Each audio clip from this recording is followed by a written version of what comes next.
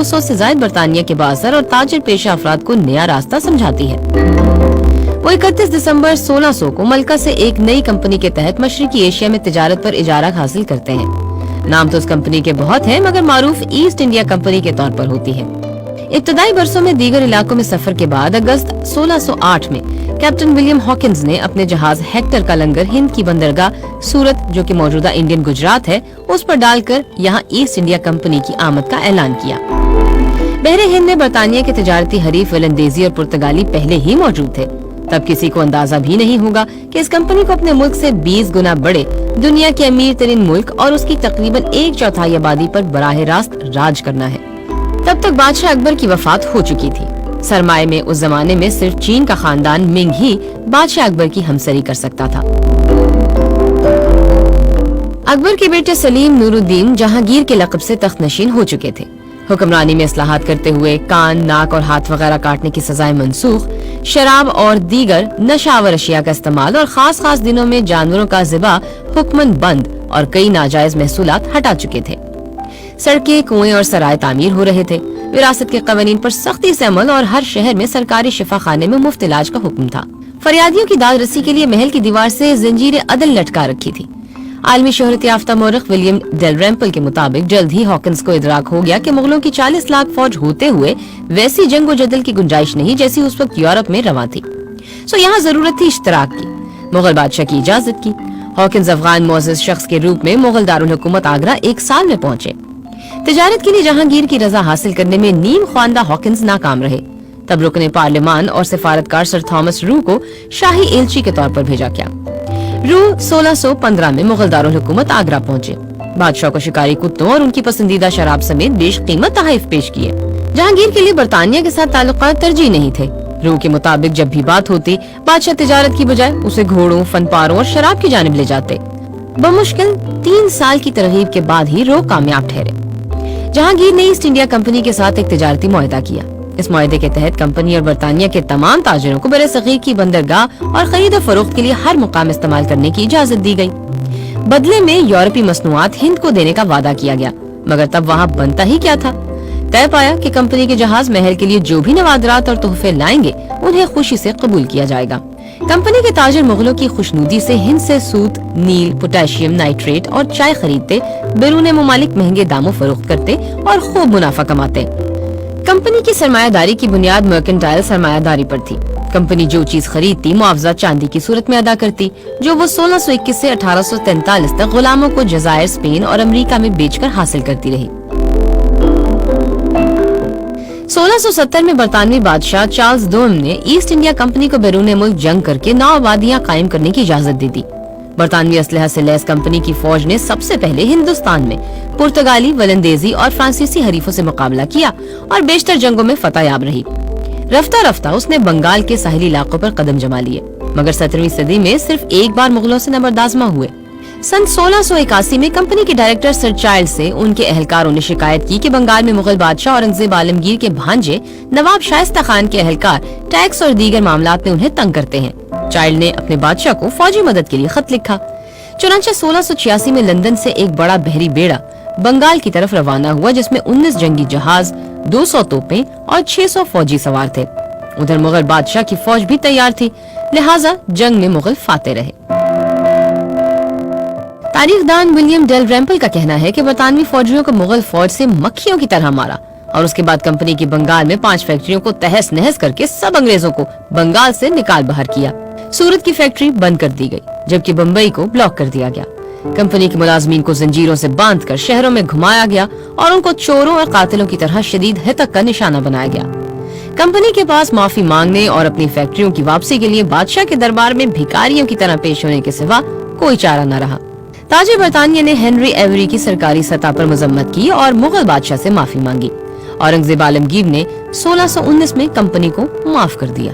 17ویں صدی کے اواخر میں ایسٹ انڈیا کمپنی چین سے سلک اور چینی کے برتن خریدتی تھی۔ اشیاء کی ادائیگی چاندی کی صورت میں کرنا پڑتی تھی کیونکہ ان کے پاس کوئی مصنوعات ایسی نہیں تھی جن کی چین کو ضرورت ہو۔ اس کا حل یہ نکالا گیا کہ بنگال میں پوست کی کاشت اور صوبے بہار میں فیکٹریاں قائم کر کے افیم تیار کرنا شروع کی اور اس افیم کو چین سمگل کرنا شروع کیا۔ اس وقت تک چین میں افیم کا بہت کم استعمال ہوتا تھا۔ ईस्ट इंडिया कंपनी ने चीनी एजेंटों के जरिए लोगों में अफीम का इस्तेमाल बढ़ाया। अफीम की तिजारत से कंपनी ने सिल्क और चीनी के बर्तन भी खरीदे और नफा भी कमाया। जब चीनी हुकूमत ने अफीम की इस तिजारत को रोकने की कोशिश की और जो अफीम चीन में आई थी उसे जाया किया गया, तो चीन और बरतानिया के दरमियान कई जंगें हुई, जिनमें चीन को शिकस्त हुई और बरतानिया ने चीन के साथ हकारत आमेज शराइत पर कई मुआहदे किए। इससे जाया होने वाली अफीम का मुआवजा वसूल किया। उसकी बंदरगाहों पर कब्जे किए। हांगकांग पर बरतानिया का कब्जा उसी सिलसिले की एक कड़ी थी। जब चीनी हुकूमत की जानिब से मलका विक्टोरिया को एहतजाजन एक खत लिखा गया कि वो अफीम की तिजारत को रोकने में मदद करें, तो चीनी हुकूमत को इसका कोई जवाब नहीं मिला। सन 1707 में बादशाह औरंगजेब की वफात के बाद मुख्तलिफ इलाकों के लोग एक दूसरे के खिलाफ सफारा हो गए। कंपनी ने फायदा उठाते हुए मकामी अफराद पर मुश्तमिल लाखों की फौज तैयार की, जिसे यूरोप में सनअती इनकलाब की बदौलत जंगी टेक्नोलॉजी में भी बढ़तरी हासिल हो गई। ये छोटी मगर मौसर फौज मुगलों, मरहटों, सिखों और मकामी नवाबों की पुरानी टेक्नोलॉजी से मुसल्लह बड़ी फौजों को एक एक करके शिकस्त देती गई। 1756 में नवाब सिराजुद्दौला हिंद की अमीर तरीन नीम खुद मुख्तार रियासत बंगाल के हुक्मरान बन गए। मुगल हुकूमत को 50% आमदन उसी रियासत से होती थी। बंगाल हिंदुस्तान ही नहीं पूरी दुनिया में टेक्सटाइल और जहाज साजी का बहुत बड़ा मरकज था। इलाके के लोग रेशम, सूती मलबूसात, स्टील, पोटेशियम नाइट्रेट और ज़रूरी और सनती सामान बरामद करके खूब कमाते थे। कंपनी ने कलकत्ता में अपने किलों की तोसी शुरू कर दी और अपनी सिपाह की तादाद भी बढ़ा दी। नवाब ने कंपनी को पैगाम भेजा कि वो अपने दायरा कार में इजाफा न करें। हुक्म अदूली पर नवाब ने कलकत्ता पर हमला करके अंग्रेजों के किले पर अपने कब्जे जमा लिए। कैदी अंग्रेजों को फोर्ट विलियम के तहखाने में कैद कर दिया गया। ईस्ट इंडिया कंपनी ने नवाब की फौज के एक कमांडर मीर जाफर को, जो हुक्मरान बनने की तमन्ना दिल में छुपाए हुए था, साथ मिला लिया। 23 जून 1757 को पलासी के मकाम पर कंपनी और नवाब की अफवाज के दरमियान मुकाबला हुआ। तोपों की कसरत और मीर जाफर की गद्दारी के बायस अंग्रेज फतेहयाब हुए और मीर जाफर को तख्त बंगाल पर बैठा दिया गया। अंग्रेज अब मीर जाफर से खराज वसूल करने लगे। यूं हिंद में लूटमार के दौर का आगाज हो गया। जब खजाना खाली हो गया तो मीर जाफर ने कंपनी से पीछा छुड़ाने के लिए वलंदेजी फौज से मदद ली। सन 1759 और फिर 1764 में फतह के बाद कंपनी ने बंगाल का नज्म नस्क संभाल लिया। नित नए टैक्सों का बोझ लादा। वो बंगाल की अशिया सस्ते दामों खरीद कर बैरून मुल्क महंगे दाम फरोख्त करने लगे। मौर्रख, नकाद और सहाफी बारी अलीग अपनी किताब कंपनी की हुकूमत में लिखते हैं कि दुनिया के हर मुल्क के ताजिर हिंदुस्तान से तिजारत करते थे। मुहज़्ज़ब दुनिया में ढाका और मुर्शिदाबाद की मलमल का इस्तेमाल अजमत और बर्तरी का सबूत था। यूरोप के हर मुल्क में इन दो शहरों की मलमल और चिकन बहुत ज्यादा मकबूल थी।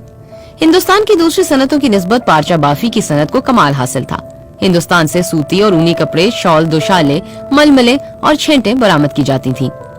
रेशम, कमखाब और जरबफ्त के लिए अहमदाबाद दुनिया भर में मशहूर था। 18वीं सदी में इन कपड़ों की इंग्लिस्तान में इतनी मांग हो गई थी कि इसे बंद करने के लिए हुकूमत को भारी टैक्स लगाने पड़े थे। ईस्ट इंडिया कंपनी एक तिजारती कंपनी थी, मगर 2.5 लाख सिपाहियों की फौज रखती थी। जहां तिजारत से मुनाफा मुमकिन ना होता, वहां फौज उसे मुमकिन बना देती। कंपनी की फौज ने अगले 50 बरस में हिंदुस्तान के बेशतर इलाकों पर कब्जा कर लिया। उन इलाकों में कंपनी के बाजगुजार मकामी हुक्मरान हुकूमत करने लगे। बज़ाहिर इक़्तिदार मकामी हुक्मरानों के हाथ में था, मगर हर रियासत की बेशतर आमदन अंग्रेजों की तिजोरियों में पहुंच जाती। अवाम मजबूर थे। अगस्त 1765 में ईस्ट इंडिया कंपनी ने मुगल बादशाह शाह आलम को शिकस्त दी। लॉर्ड क्लाइव ने उनसे मशरकी सूबों बंगाल, बिहार और उड़ीसा की दीवानी यानी टैक्स वसूल करने और आवाम को कंट्रोल करने के हुकूक 26 लाख रुपए सालाना के एवज हासिल किए। उसके बाद कंपनी हिंद की मालिक बन बैठी। मौर्रख सैयद हसन रियाज के मुताबिक उस जमाने में ये बात जुबान ज़द आम थी, खल्क खुदा की, मुल्क बादशाह का और हुक्म कंपनी बहादुर का। मौर्रख डॉक्टर मुबारक अली ने अपनी तहरीर आखिरी अहद का मुगलिया हिंदुस्तान में लिखा है कि सन 1848 में रक्स और सुरूर की महफिलों में दाद ऐश देने वाले इस कमाश के नाकारा सलातीन की तादाद 2104 तक जा पहुंची। शाह आलम के बेटे अकबर भी जिनसी जुनून में अपने बाप से कम न थे। 18 साल की उम्र में वो 18 बीवियों के शौहर थे। 18वीं सदी में जनूबी इलाकों में 1769 से 1773 तक कहत से बिहार से लेकर बंगाल तक का इलाका मुतासिर हुआ। एक अंदाजे के मुताबिक इस कहत से 1 करोड़ अफराद जान की बाजी हार गए। गवर्नर जनरल वॉरेन हेस्टिंग की एक रिपोर्ट के मुताबिक 1/3 आबादी भूख की वजह से हलाक हुई। मौसमी हालात तो रहे एक तरफ, कंपनी के भारी टैक्स ही से दही आबादी कंगाल हो गई थी। नोबेल इनाम याफ्ता मईशतदान अमर्त्य सेन के मुताबिक बंगाल में आने वाला कहत कुदरत नहीं इंसान का पैदा करता था। तनाजात में ईस्ट इंडिया कंपनी अपने फौजी मकामी हुक्मरानों को किराए पर फराहम करती थी, लेकिन उन फौजी अखराजात से वो जल्द ही कंगाल हो जाते और अपनी हुक्मरानी खो बैठते थे। यूं कंपनी अपने कब्जे में इजाफा करती जाती। कंपनी ने इंसानी अलमियों से भी फायदा उठाया। बंगाल के कहत में चावल जो 1 रुपए में 120 सेर मिलता था, 1 रुपए में सिर्फ 3 सेर मिलने लगा। एक जूनियर अफसर ने इस तरह 60,000 पाउंड मुनाफा कमाया। ईस्ट इंडिया कंपनी के 120 साल दौर में 34 मरतबा कहत पड़ा। मुगलों के दौरे हुकूमत में कहत के जमाने में लगान यानी टैक्स कम कर दिया जाता था, मगर ईस्ट इंडिया कंपनी ने कहत के जमाने में लगान बढ़ा दिया। लोग रोटी की खातिर अपने बच्चे बेचने लगे। सिर्फ मैसूर के हुक्मरान टीपू सुल्तान ने फ्रांस की तकनीकी मुआवनत से कंपनी को हकीकी बड़ी मज़ाहमत की और कंपनी को 2 जंगों में शिकस्त भी दी, मगर हिंद ही के दीगर हुक्मरानों को साथ मिलाकर टीपू सुल्तान पर भी काबू पा लिया गया। जब 1799 को कंपनी के गवर्नर जनरल लॉर्ड वेल्सले को टीपू की हलाकत की खबर सुनाई गई, तो उसने अपना गिलास हवा में बुलंद करते हुए कहा कि आज मैं हिंद की लाश पर जश्न मना रहा हूँ। लॉर्ड वेल्सले ही के दौर में कंपनी जंगी कामयाबियों के बावजूद माली मसाइल का शिकार होना शुरू हो गई थी। उनका कर्ज 3 करोड़ पाउंड से बढ़ चुका था। कंपनी के डायरेक्टर ने हुकूमत को वेल्सले की फजूल खर्चियों पर खत लिखा और उन्हें बरतानिया वापस बुला लिया गया। सन 1813 में बरतानवी पार्लियामान ने ईस्ट इंडिया कंपनी की हिंद में तिजारत पर इजारादारी खत्म करते हुए दीगर बरतानवी कंपनियों को भी कारोबार करने और दफातर खोलने की इजाजत दे दी। सन 1813 में बरतानवी पार्लियामान ने ईस्ट इंडिया कंपनी की हिंद में तिजारत पर इजारादारी खत्म करते हुए दीगर बरतानवी कंपनियों को भी कारोबार करने और दफातर खोलने की इजाजत दे दी। विलियम डलरिम्पल अपनी किताब the anarchy the relentless rise of east India company में लिखते हैं कि ये तारीख की एक मुनफरिद मिसाल है, जिसमें 18वीं सदी के वस्त में एक निजी कंपनी ने अपनी जमीनी फौज और बहरिया की मदद से 20 करोड़ लोगों पर मुश्तमिल एक पूरी कौम को गुलाम बना दिया था। कंपनी ने सड़कें बनाई, पुल बनाए, सराय कायम किए, रेल चलाई, मगर नाक़दीन का कहना है कि इन मंसूबों से अवाम को तो सफरी ज़राए मयसर आए, लेकिन असल मकसद कॉटन, सिल्क, अफ्यून, शक्कर और मसालों की तिजारत को फरोग देना था। 1835 के एक एक्ट के तहत अंग्रेजी जुबान और अदब के फरोग के लिए रकूम मुख्तस की गयी। 1857 की जंग आजादी, जिसे कंपनी के मुताबिक बगावत तस्वर किया जाता है, इसे कंपनी ने